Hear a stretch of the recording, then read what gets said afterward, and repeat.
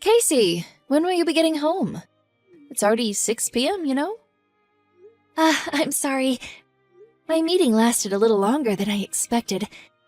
I'm just about to get on the train home. You've been coming home later and later these days. My boy Bradley sat here waiting with a growling stomach. Do you intend to make my son starve? I am sure that you're more than capable of sneaking out of meetings at work. Please make more of an effort, young lady. Your husband's dinner is far more important than your meetings, anyway. No, this was an important meeting about one of our collaboration products with another company. I'm in a position of responsibility on this project, so there's no way I can leave before the end of a meeting. Ugh, stop making excuses. To focus single-mindedly on work while abandoning your essential duties as a wife, such as looking after your husband, is simply not acceptable. My son has no need for such a sloth of a wife. He'll divorce you, I say. Divorce. Looking after him? Come on, Bradley's a fully grown man, not a baby. Plus, he's unemployed right now and spends all of his time at home. Do not talk back to me, young lady. Sorry. It's gonna be a little while longer before I get home, though. So if he's really desperate for something to eat, you're more than welcome to use whatever's in the fridge to make something to eat between yourselves. What? Do you seriously intend to make your mother-in-law into some cheap imitation kitchen maid?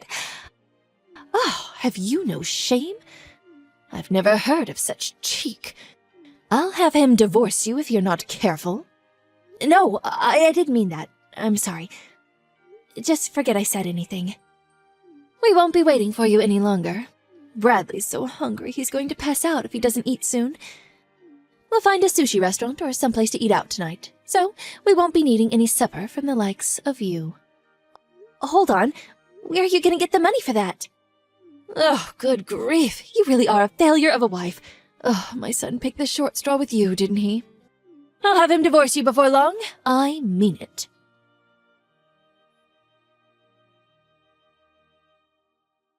Brad, are you there? You got a minute? What is it? I was just about to go to sleep. Besides, if you want to say something, why not just come and talk to me? Why do you need to send messages when we're in the same house? But if I come to speak to you, your mom will probably overhear us. Anyway, it's about your mother. Is there no way we can live separately? This arrangement with the three of us, it's just not working. What? For God's sakes, you're not going on about my mom again, are you? To tell the truth, Brad, I'm extremely stressed. I agreed to have her live with us because I felt bad about her being lonely after your dad passed away. But she's causing me so much stress, it's unreal. Does she think I'm some kind of slave? She forces me to do all the housework despite the fact that I'm working long hours. Not only that, but she barely ever lifts a finger herself. If there's ever anything she doesn't like, even just a little bit, she immediately brings up divorce and threatens to make you end the marriage with me. What's more, despite the fact she makes absolutely no money and contributes nothing to the household finances, she goes out to restaurants on lavish spending sprees, always bringing home bagloads of frivolous junk. There's no other way to put it, Brad. I've reached my limit, and I can't take it anymore. What can I do? You can complain about her as much as you like, but she doesn't have anywhere else to go. She sold the family home when my dad died. We're the ones who took her in. I can hardly send her packing now, can I? The only money she has to her name is her pension, and when she says she can't afford to contribute, she's not lying. Plus, without my dad, she's super lonely. Surely it wouldn't hurt to indulge her selfishness just a little bit every now and then. This goes beyond the level of mere selfishness. She sneers and barks orders at me, tells me I'm not fit to eat in the same room as her, forces me to eat nothing but leftovers, demands that you, being the husband, must always be the first to use the bathtub, with her, being the all-important mother-in-law, using it second. Then, when my turn finally does come around, there are even times where she lets the water out before I can get in. For some strange reason, she constantly gives me midnight sermons on how a wife should act, so I can't even sleep half the time because of her incessant preaching. Since she moved in with us a year ago, I lost 10 kilograms from not eating properly due to all the stress. This is malicious bullying, plain and simple. It's a miracle I managed to tolerate her this long, and the only reason I did is because she's your mom. But I'm sick of being treated like I'm not even human. I've reached my limit. Please, Brad, have her move somewhere else. Maybe an apartment or a shared house or something? I don't know. Just anywhere but here. If that's impossible, at the very least, could you please tell her to stop treating me this way? If you don't do something, I'm going to lose it. Fine. Sheesh, woman, I get it. I'll mention it at some point if I remember. Anyway, more importantly, I need $250. What? $250? What are you going to use it for? Travel expenses. I'm looking for work right now, so I need money for bus fares and trains and stuff. What? But I gave you money for travel expenses not that long ago. You get $100 a month for that already. That's pocket change. I already used it all. Get real, woman. $100 just doesn't cover it. Give me $250. Wait, you're not... No way. Are you visiting casinos again? What? Come on, it's not like it's a problem. I don't go very often, and I hardly spend anything when I do. It's a way for me to let off steam after the hours I spent job hunting. You haven't forgotten that you lost your last job because you got caught sneaking out of the office and visiting casinos when you were supposed to be working, have you? You got on your knees and swore you'd never visit a casino again, Brad. You swore. In spite of that, you're at it again. And this time, you're blowing the money that I give you on travel expenses on the slots? If that's where it's going, you'll never get another cent out of me. Oh, give it a rest, woman! You're like a broken record. Nag, nag, nag, nag, nag. It's up to me how I spend my time. Are you saying I'm banned from relaxing to take my mind off the stress of trying to find a job now? Who gave you the authority to do that? The only thing you're good for is bringing in money anyway. If you can't even toss me a few dollars when I'm in a pinch, then what the hell do you bring to the table? What? What does that mean? The only reason I have to work like a dog now is because you got fired for acting like a moron. Job hunting? Give me a break. All you do is laze around on the sofa like a sack of potatoes. Then you have the nerve to spend the money I give you for getting around town on the slots? You have no right to be angry with me. Oh, just button it already. Nag, nag, nag. You think you're so much better than me just because you happen to have a job, don't you? Screw this. I'm going to sleep. Wait, Brad.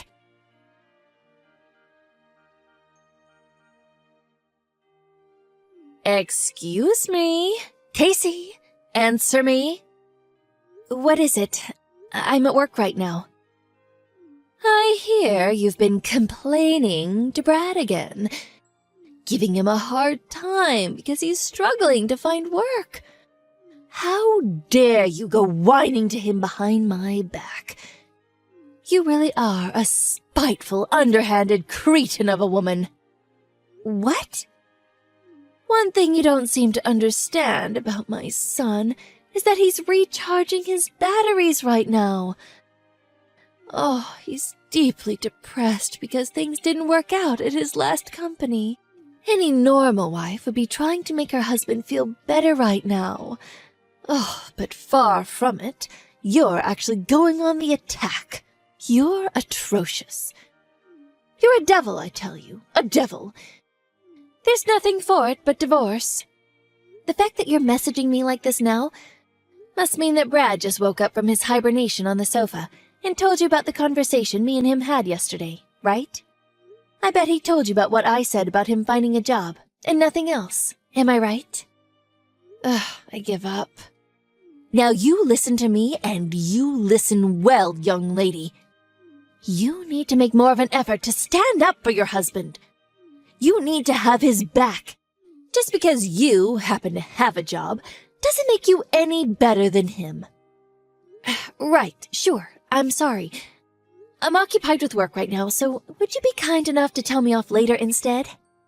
I'm busy. Oh, good grief, look at you.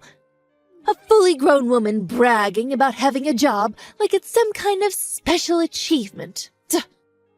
Tell me, Casey, what good is a woman who does nothing but work? Ugh, I'll never get any grandchildren with a daughter-in-law like you. How about you fulfill your feminine duties as a wife for a change? I must be the unluckiest, most mistreated mother-in-law in the whole world. Aren't you at least big enough to admit your wrongdoing and walk away with some dignity? Ugh, get a divorce. You're really annoying me now. Would you just shut up for once? What? How dare you? What has gotten into you today? Where did this rebellious attitude come from all of a sudden? Know your place, young lady. Who do you think the mistress of this household is? If you defy me, I'll have my son divorce you. Okay, divorce it is. Huh? Have it your way. I'll divorce him. It's not like I particularly enjoy being married to an unemployed leech anyway. Nor do I take any great pleasure in having to live with his parasitic megalomaniac old hag of a mother. I'm tossing that egotistical, jobless douchebag in the gutter, where he belongs. Divorce, divorce, divorce! Divorce! Let's do it. I'm ready. Wait! What's gotten into you, Casey? Is this some kind of joke? Are you being serious? You'd actually go through with it? You see, the thing is, you should have known that there was a limit to how much of your crap I was willing to tolerate. What?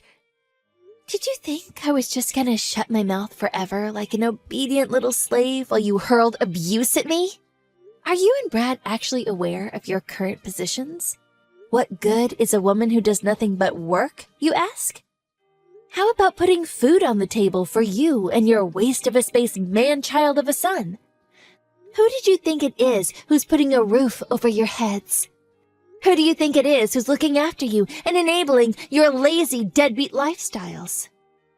Go on, think about it. This one's really easy. Well? Oh my God. Casey, what's gotten into you? This isn't like you at all. It's not that something's gotten into me. It's that you think you can manipulate and take advantage of me and my kindness. Ask yourself, do you think I enjoy feeding, clothing, and providing shelter for a malicious, bullying old hag of a mother-in-law? The only reason I reluctantly agreed to you living here in the first place was due to my mercy and kindness. Because I felt bad about you living all on your own after your husband died. And this is how you repay me? By walking around like you own the place and treating me like your slave? Then you have the nerve to threaten me with divorce when you don't get your own way? Do you have any awareness of how arrogant and shameless your behavior is? Well, are you going to answer me, you miserable sponging witch? No, but taking care of your mother-in-law is the decent thing to do. What? I'm not sure what common decencies like that apply to sponging vagrants. You are also aware that I'm not your daughter, right? Even still, I wouldn't tolerate this from my own mom. So what do you think gives you the right? If you were actually my mom, I'd be just as eager to get you out of my life.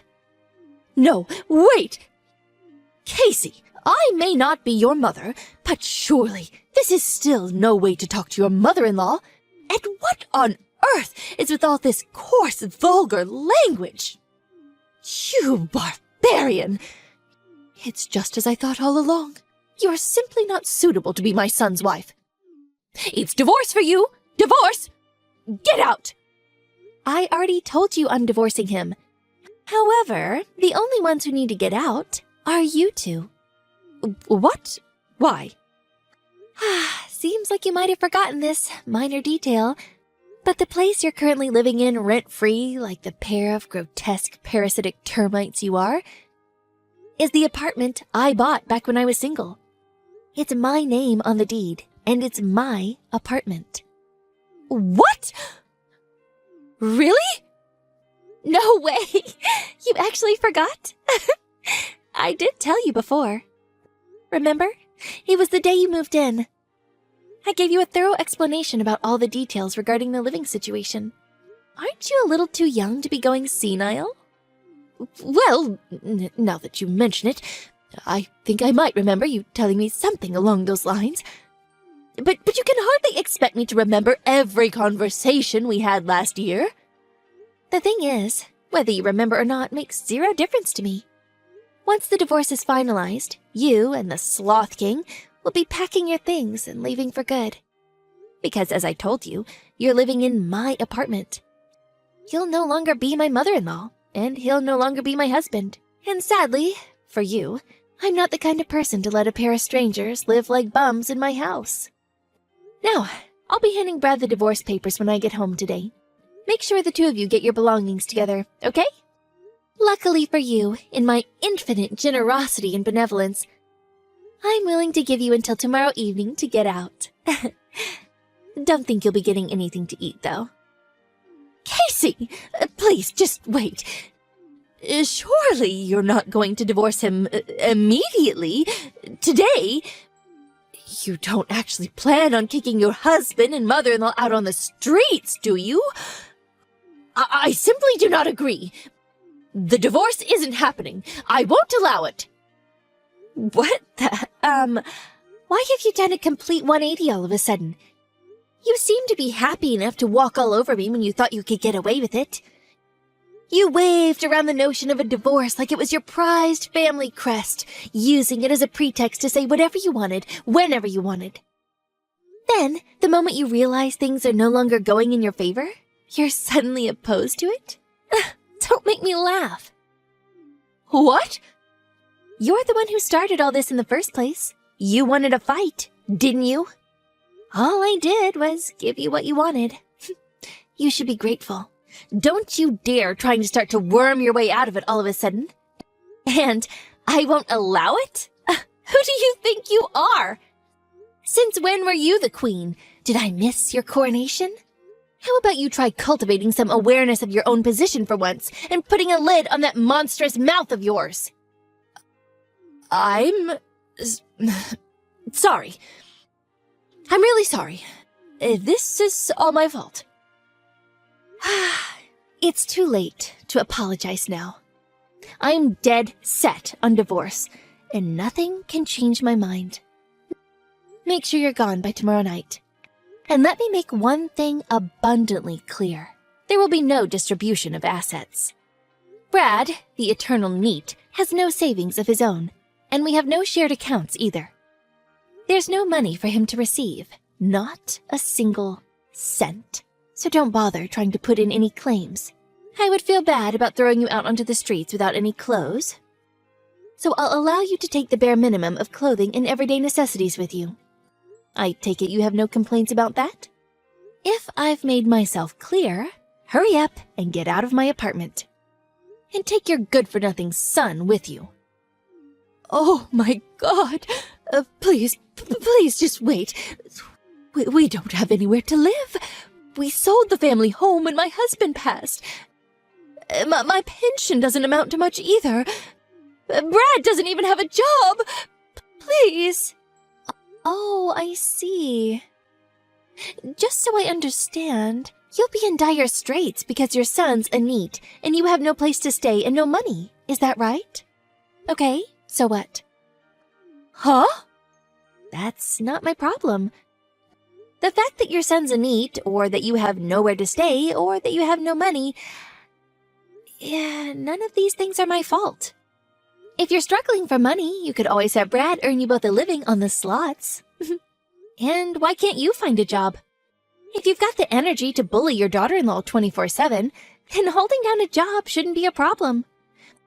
Oh, I saw a local supermarket was recruiting the other day. Do that? Oh my God. God's not going to help you now.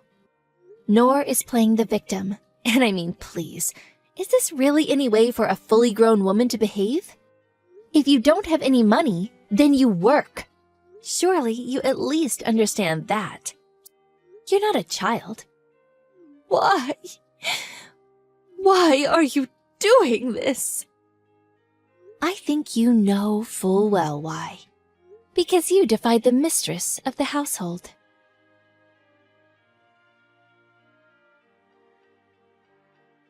When I got home from work that evening, I was met at the door by Brad and his mother-in-law on their knees. They begged and pleaded in unison, were sorry for the way we behaved. But I shook them off and said, if you've got time to be groveling on the floor, you've got time to get your things together. For the first time in what felt like forever, I made some food just for myself and was able to take a bath at a leisurely pace when I felt like it for a change. Then, when I retired to my bedroom, I locked the door, put in some earplugs, and slept like a baby. The next day, the pair of them were desperately trying to butter me up by dashing around the house, making breakfast and cleaning up. Then, they got back on their knees and begged me once again. Please rethink the divorce. I swear I'll never set foot in a casino again. My response was to hand them the divorce papers and some bags full of their stuff. After which, I threatened to take them to court if they didn't sign the papers and get out by the end of the day. Brad panicked, reluctantly signed the papers and left, taking his mother-in-law with him. With that, I was officially freed of the termite infestation plaguing my house before the day was up. I was so happy about being freed from my in-law-induced slavery that I raised a toast and celebrated in lavish style. The pair of them moved into a scruffy 70-year-old apartment, which they somehow paid the rent on by scraping together what was left of Brad's mom's pension and Social Security money.